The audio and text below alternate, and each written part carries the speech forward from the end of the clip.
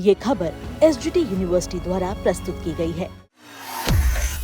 Break के बाद मंत्री जी जवाब दो। ब्रेक के बाद क्या होगा?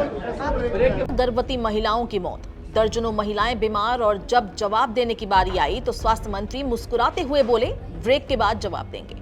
राजस्थान से सामने आई ये घटना अब सिर्फ स्वास्थ्य व्यवस्था ही नहीं बल्कि जवाबदेही और संवेदनशीलता पर भी बड़े सवाल खड़े कर रही है।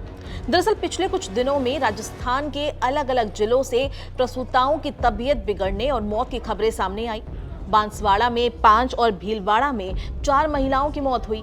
इससे पहले कोटा, जोधपुर और बीकानेर में भी ऐसे मामले सामने आ चुके थे। इन घटनाओं के बाद स्वास्थ्य विभाग की शुरुआती जांच में ये बात सामने आई कि जिन ऑक्सीटोसिन इंजेक्शनों का इस्तेमाल किया गया था उनमें दवा की जगह केवल पानी होने की आशंका जताई गई।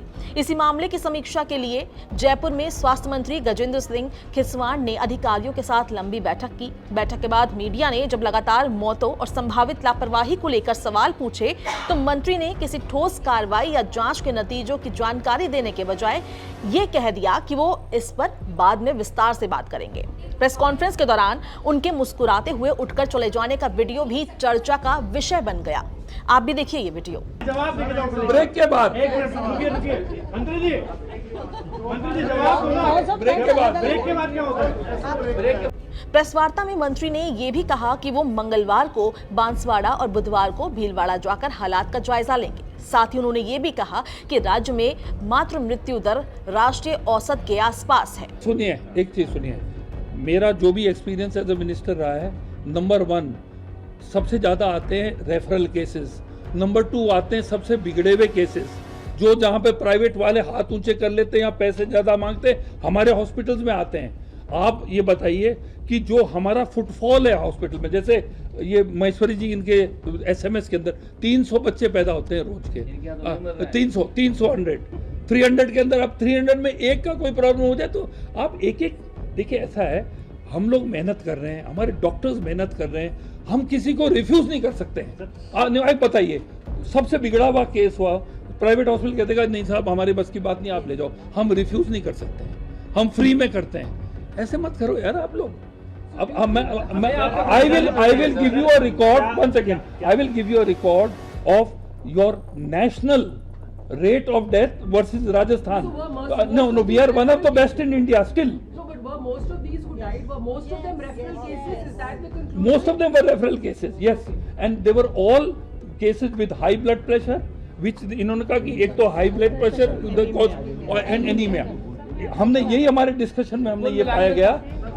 आप लोगों ने एक मिनट सुनिए, डॉक्टर्स का सबका यही कहना था, सब व्हाट इज इम्पोर्टेंट है आपका जो बेस लेवल है ना गांव के अंदर, लड़कियों को क्या आयरन लो है, कभी वो टेस्ट नहीं कराती हैं, उनका बीपी में प्रॉब्लम शुरू से आ रहा है, ये उनका ये जो प्रसूता बनती है उनसे पहले it is very important to keep a track of इनका iron content and the blood pressure.